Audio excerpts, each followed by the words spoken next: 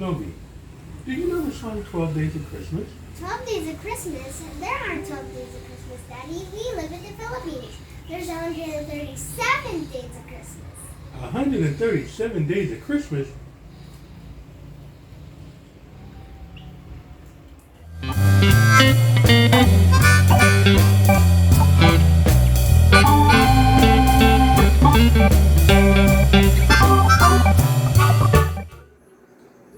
"137 Days of Christmas." How do they celebrate Christmas in the Philippines?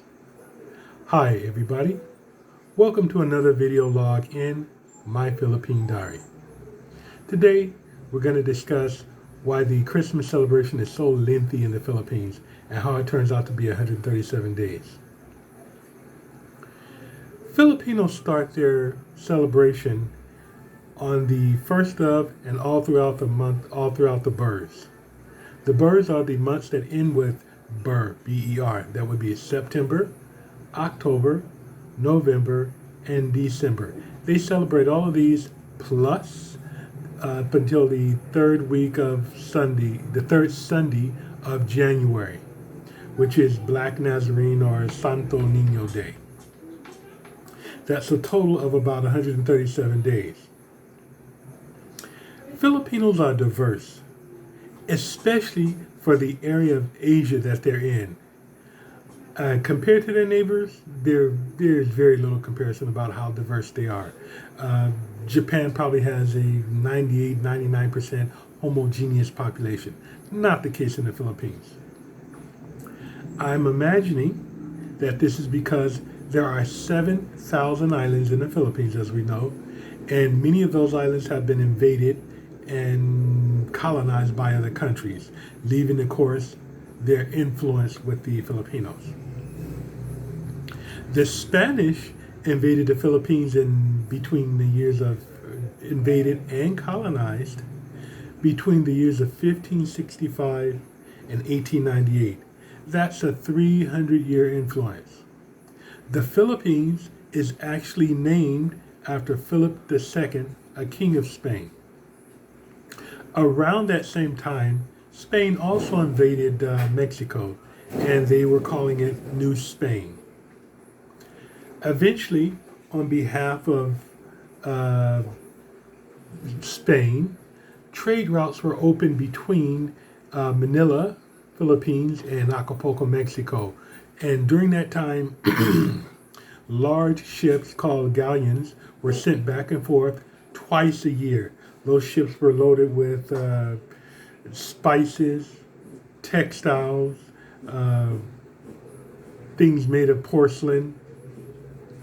And on the way back, those ships came from Mexico, New Spain, with lots of silver. On those Spanish galleons, oftentimes the laborers were Mexicans. They would be on the ships, they would unload and load the ships. While they were in the Philippines, they interacted with the Philippine people. They learned the language, and the Filipino people learned Spanish, learned their language. And so this is how the cultural exchange between the Filipinos and the Mexicans took place. And that is why there are so many cultural similarities, shared cultural traits held between the Filipinos and the Mexicans. Christmas is a religious holiday. With that in mind, the Filipinos is 86% Catholic, 6% Christian, and 2% Protestant. Christmas celebrations start with caroling. Lots of groups of young kids get together and they walk around going house to house and they sing songs, and sometimes they have an instrument or two, maybe a guitar, maybe a tambourine, maybe a drum, and sometimes they even bring boom boxes or musical boxes. After you listen to them sing for a while, you share a few coins with them and they move on to the next house. Like Westerners, Christmas parties are often held the second week of December. School kids are getting out around that time for Christmas vacation. They're going to be out till January something, and workers tend to get a work vacation. Usually in the Philippines, you get 2 or 3 weeks off during Christmas time, and you go back roughly about the same time your kids go back to school. You also get an extra check. I think they call that the 13th check or something like that. Anyway, as a Christmas bonus, generally speaking, you get an extra check for Christmas. During the season, you will see variations on the nativity scene. A star-shaped lantern. There are lots of star-shaped lanterns. They have lots of Christmas lights on them, and you see people hanging them on their homes, on their businesses, and things like that.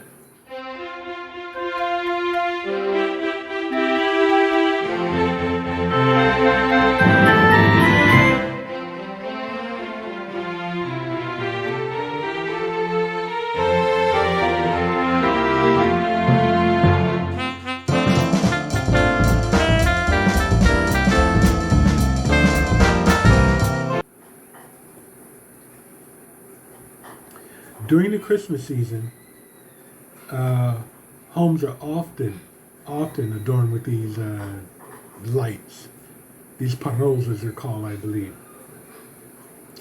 Somewhere around December 16th to the 24th, lots of Filipinos start going to Mass for that week, especially the Catholics. That's a Catholic thing, and as we've heard, the Catholics are a large percentage of the Philippine nation. So church attendance is definitely up during that period of time. Sometimes you see people enacting or reenacting the Joseph journey, the journey of Joseph and the Virgin Mary going place to place, looking for a place where she can rest, looking for a room where she can rest and have the baby, Christ.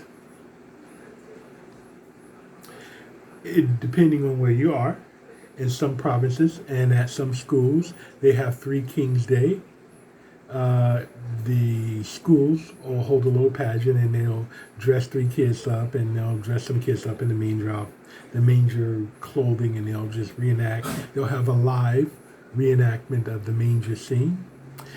Sometimes in a province, you'll find that they will choose 3 young boys or even 3 men to ride around town on a horse or carabao, and they give out trinkets, small candies to the kids in the vicinity, in the area.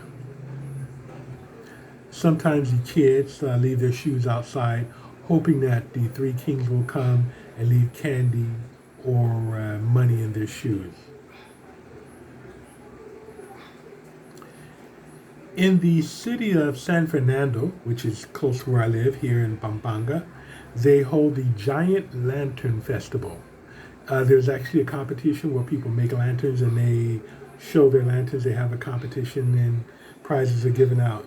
This has become so popular that the city of San Fernando is being known as the official Christmas capital of the Philippines. Becoming very popular. So if you're in the Philippines and you're looking for something to do during the Christmas time, this is definitely one of the things that you should keep your eye on, one of the things that you should do.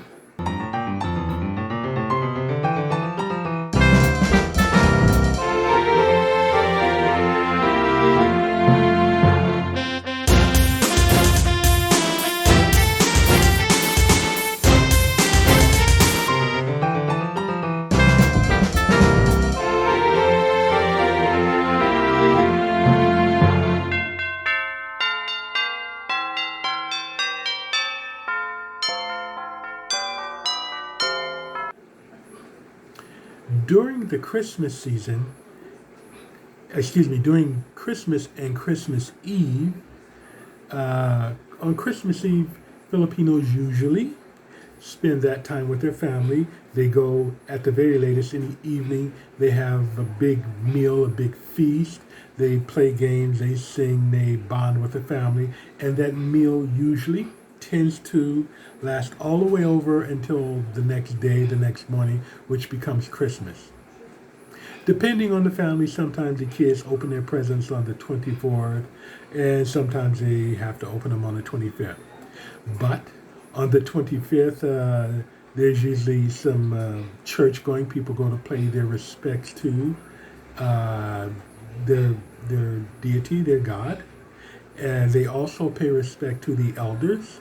And that's when they have that magmang, the thing where the young person takes the hand of the elder and holds it up to their head as a sign of respect and blessing.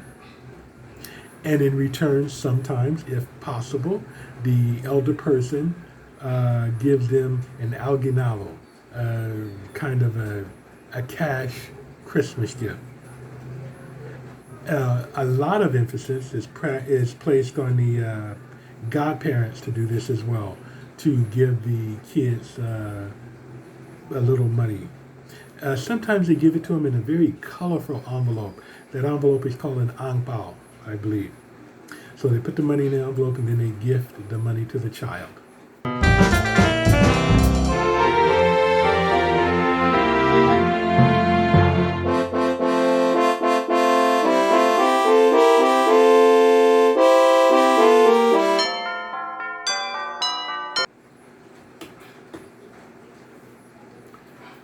On December 28th, some people celebrate Niños Inocentes.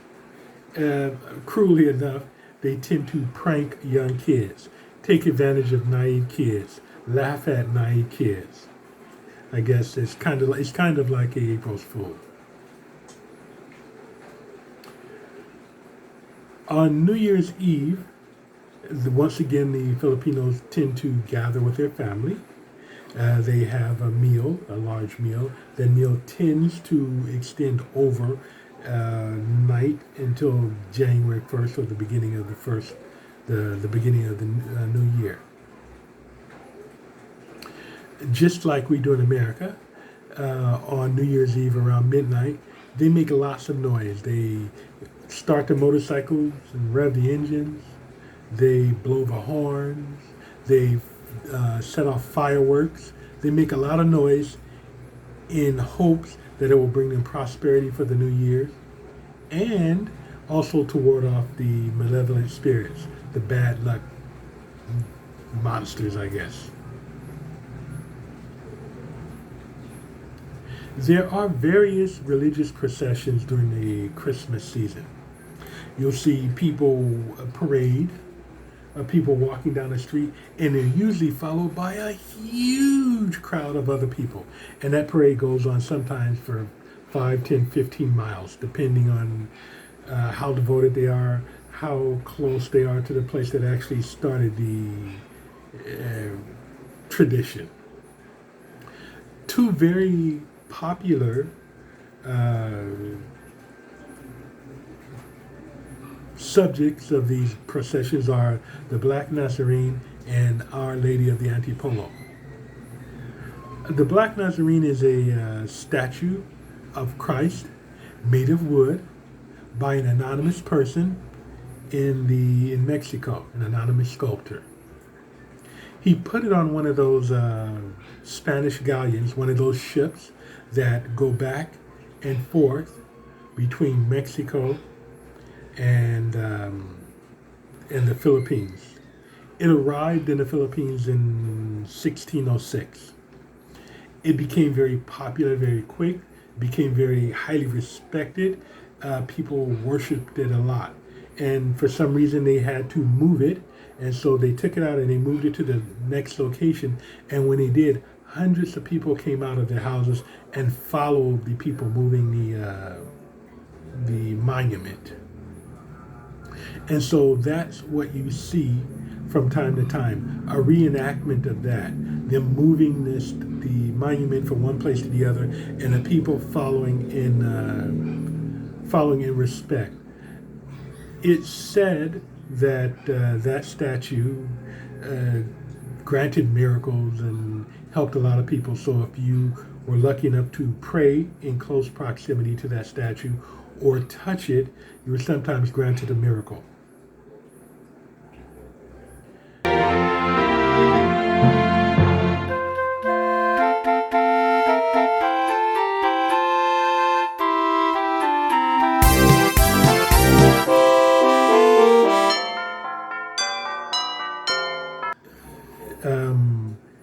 There was a slight controversy relating to that statue, and it is the color of the statue. The statue is dark-skinned and thus the name Black Nazarene. But some people said it is that color because of candles burning in the church and the smoke got into the wood and it changed it to a darker color. Some people say the galleon, the Spanish ships, caught on fire when they were bringing it over, and the smoke seeped into the wood and caused it to turn that color.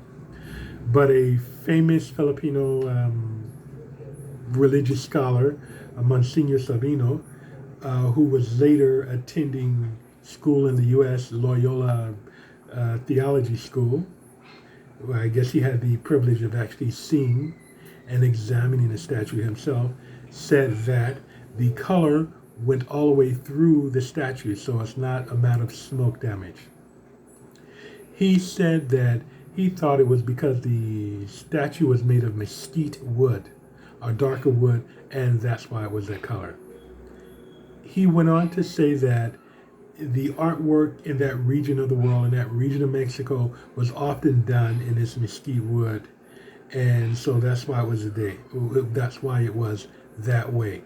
He offered as an example the Our Lady of Antipolo, which was another statue made in Mexico and shipped over roughly 20 years later. It is a statue, it is a monument of the Virgin Mary.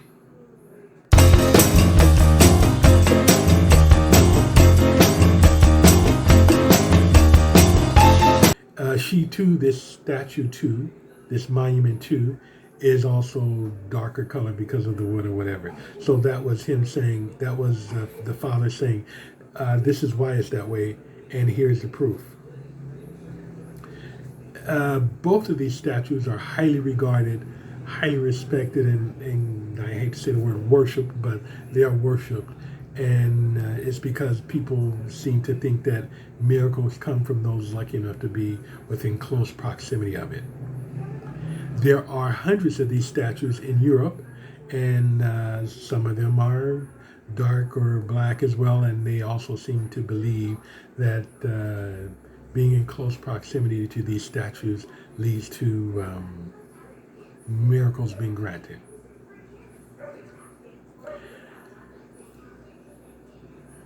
These parades, these processions tend to happen twice a year, on Good Friday and Basilica's feast day. And so once again, they are just reenactments of the actual movements of the original statues. But it happens a couple times a year, and these parades are huge. These processions are huge, often thousands of people following. I believe I have a picture that I'll post and show you what this looks like in real life. The last aspect of Filipinos and their Christmas celebration that I want to cover is the influence of the America or the Western world.